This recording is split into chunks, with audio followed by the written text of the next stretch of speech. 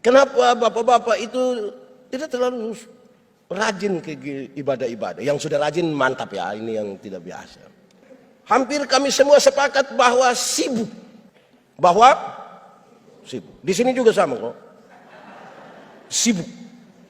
Rupa-rupanya hari-hari ini kalau kita sebut diri sibuk itu sepertinya kita bermakna sekali. Bapak ibadah, saya sibuk. Kalau bicara sibuk itu sepertinya derajat naik sedikit, makanya lebih ekspresif. Saya sibuk. Nah, itu.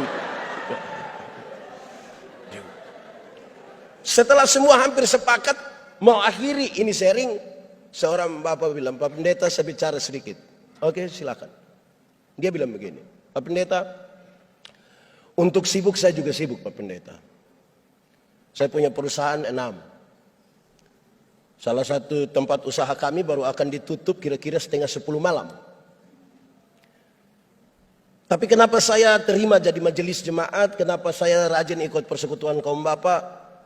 Kenapa saya harus antar saya punya anak-anak ke sekolah? Saya kasih panas mobil, kasih tinggal barang 1-2 menit. Saya harus baca firman 1-2 ayat biar anak-anak dengar dulu baru kami jalan. Kami penasaran, kami menunggu sebenarnya alasan apa. Dan dia jawab begini, kenapa saya lakukan itu?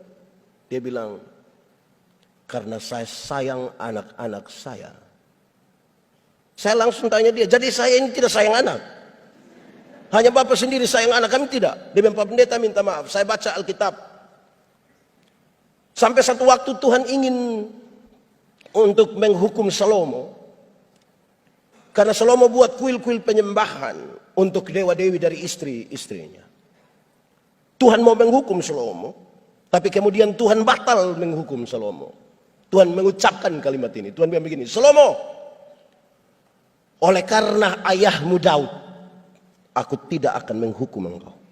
Pakai bahasa hari-hari dia bilang begini, Salomo, karena engkau punya bapak yang namanya Daud itu yang buat saya tidak jadi hukum engkau.